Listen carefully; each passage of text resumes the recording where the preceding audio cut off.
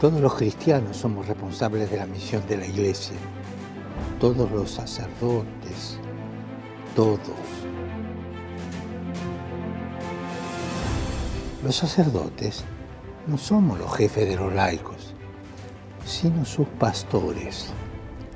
Jesús nos ha llamado a unos y a otros, no a unos por encima de los otros, ni a unos por un lado y a otros por el otro, sino complementándonos, somos comunidad.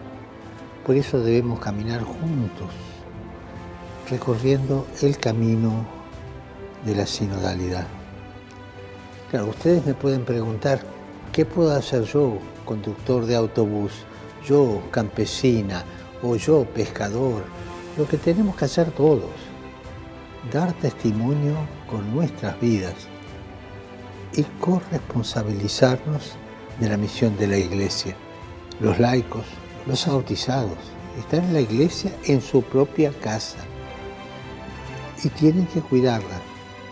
Lo mismo que nosotros, los sacerdotes, los consagrados, cada uno aportando lo que mejor sabe hacer.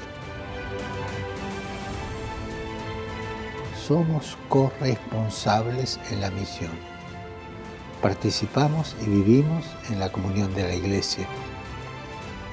Oremos para que la Iglesia siga apoyando por todos los medios un estilo de vida sinodal, bajo el signo de la corresponsabilidad, promoviendo la participación, la comunión y la misión compartida entre sacerdotes, religiosos, laicos.